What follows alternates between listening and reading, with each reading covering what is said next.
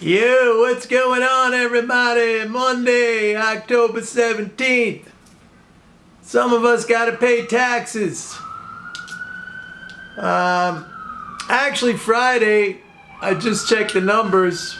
I thought we were going to see a tax drain on Friday. Nothing.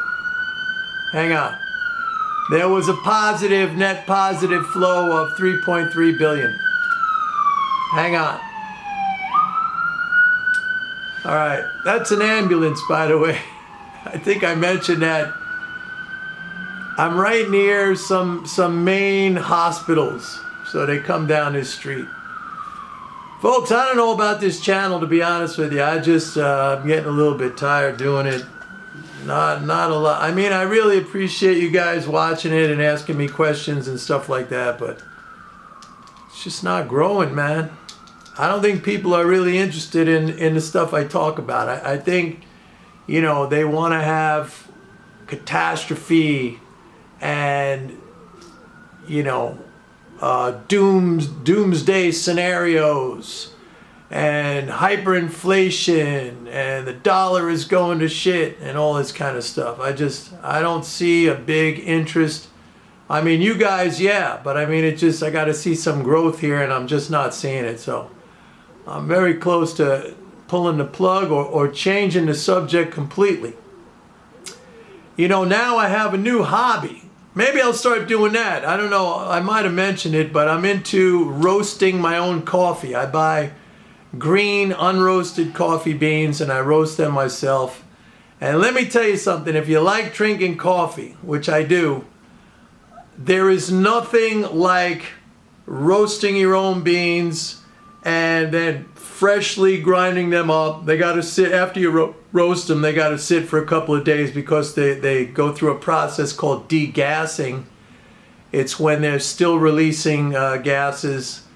You know, when you roast them, water comes out, some caffeine comes out, and, you know, there's light roast, there's medium roast, there's dark roast. I happen to like dark roast. Here's a little fun fact. I don't know if you guys know this, but the darker the roast, the less caffeine. I think a lot of people have been brought up to think it's the other way around. Like, hey, take some of this dark, you know, this dark coffee, it'll put hair on your chest, right? No, actually, caffeine binds to water, and when you roast the beans, as the water evaporates from the bean, it takes the caffeine with it. So really, the most potent, if you just took raw green coffee beans and ground them up and, you know, brewed them, like just poured hot water and brewed them, you'd probably get a really potent caffeine kick. As a matter of fact, I'm going to try that one of these days. I have a bunch of different coffees here. Here's what I got. I got Ethiopian, I have Costa Rican, I have Nicaraguan, Guatemalan, Vietnam Robusta. Now, I don't know if you know the difference between Arabica and Robusta, but most coffee that we drink commercially, we meaning, you know, that people drink, is most of it is, you know, if you buy it in the store or you go to Starbucks, it's Arabica. Robusta is, actually it grows at lower altitudes. It's not as popular, but it is often used in espresso because it makes a better crema. I got some Vietnam Robusta. What else? Indonesian.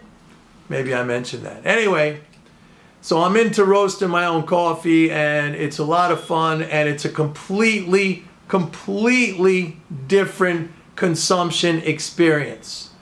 Okay, coffee is a living fruit. It's actually a cherry, and what we consume is the seed inside the cherry. The cherries are harvested. The seed is then taken from the cherry. There's different methods that they do that at the farm or in processing. It's called a wash, or they could use a fermentation process. But then we get it's like the pit of the cherry, and then that is roasted. And I like dark roast, like some people call it Italian or French roast. And it's fantastic, like a fresh, it's a completely different, like if you go to Starbucks, or even if you buy gourmet coffee. If you go to like, if you shop at one of these gourmet food stores and you buy like gourmet coffee, like you don't know how fresh that is. You don't know when it was roasted. I mean, when you roast it and then you wait 2 days and then you grind it up and you pour that cup, it is absolutely amazing. And right now, my favorite is the Ethiopian Yagash. I think that's how you pronounce it. I don't know. And next, Costa Rican. And I do like the Vietnam Robusta. All right, I'm going to talk a little bit about economics. Again, I don't know if I'm going to continue this economics channel. I mean, it's just like, I don't know. I'll be honest with you. I don't know. I don't see any growth. I've been doing this for a long time. And, I just don't think this is a topic that is going to become popular in the mainstream. And we see this with MMT, like it's been around for a while.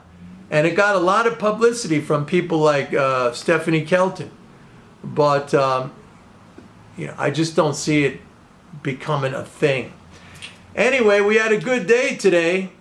And I want to see what the numbers are in the Treasury Statement when we get today's numbers. We'll see that tomorrow. But look, if we don't get a tax drain, and again, I said the tax drain was going to be a lot less than it was in September. September, we took a big hit, $155 billion. All of that has been put back with the exception of $9.9 billion. So all of that $155 billion has been put back with the exception of $9.9 billion, and that's going to get back in. If we don't have a tax drain this week, like if this October 17th, and I know this for a fact because I personally had I filed because I had an extension and I'm paying actually today. So ouch, ouch, ouch, ouch. So yeah, I know that taxes are getting paid. I thought we'd see some of that, those preliminary payments on Friday. But anyway, because it's due today. But if we don't get any sort of a drain, I mean, we're going back up to, the September highs, which, came right before the big tax drain. And that was, so we're talking like, I'll give you a range of 3,900 to 4,100 on the S&P. And then November's a good month because we get a quarterly interest payment of about $45 billion. November's going to be a big month like the July-August run that we had. So we can recover a sizable amount of the decline that happened since August. Okay? Somebody asked me a question here, and I'm going to answer it. It was a really cool question. He said, "Hey, Mike, how come if there's like $3 trillion in reserves, how come the Fed's balance sheet is so big, so much bigger? Like it's 8.8 trillion." Okay, that's a good question. All right, and actually, the answer to that is banks also hold. So if you have $3 trillion in reserves held by Federal Reserve banks, you also have about $5.5 trillion of securities that they hold. So they have reserves and they have securities, $5.5 trillion. So if you add those two together, that comes to about 8.8 trillion. I left off some a little bit, just rounding it off. But that equals pretty much what the Fed's balance sheet is. So it's not all held in reserves. The reserves are put in, and by the way, way more than that 8.8 trillion was put in, but then some is swapped out for securities. For like, what are securities? What am I talking about? Treasury securities, agency securities, T-bills, certain kinds of equities, right? Mortgage-backed securities, non-mortgage-backed securities. So there's a whole slew of these things. If you go to the Fed's H8 release, the H8 comes out on Fridays at 4:30. If you just Google H.8, I'll put the link in the description here, then you see the breakdown of the banks, like everything that the banks are holding, all their assets, all their liabilities, their capital, which is they call it the residual, which is assets minus liabilities. I mean, you see all that. I track that every single week as it comes out. I got a big database that I just keep that information. And, I talk about that on here from time to time. I talk about how bank credit and loans and leases, like it's still, going gangbusters.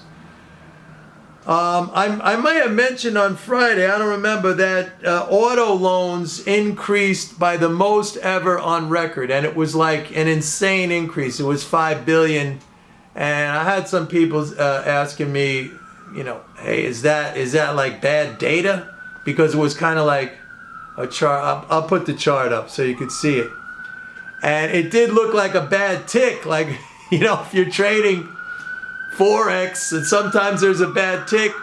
Hang on. You could see a spike, and it's really because of a bad print, and then they take it back. But actually, what this was, there was a notation on the Fed's release on Friday saying that commercial banks had acquired assets of non-banks in the week ending October 5th. So those assets were included, and apparently a lot of those assets were auto loans. So that just popped the thing way up off the charts, as you just saw in that chart that I put up. So anyway, that's the story, folks. Coffee roasting. I may start to do some videos on that. Some of you might wander off. That's okay. I don't know about this economic stuff anymore. It's just, it's too much of a niche thing. And it's also not fair to people who are my subscribers. I don't want to, kind of undercut them. So that's really the best way to follow me, is to sign up for a subscription at my website, pitbulleconomics.com, and you get the updates throughout the day. You get my emails, you get the weekly report, which, by the way, today's Monday. I sent that out. And yeah, so that's it, folks. Coffee roasting. See ya. Bye.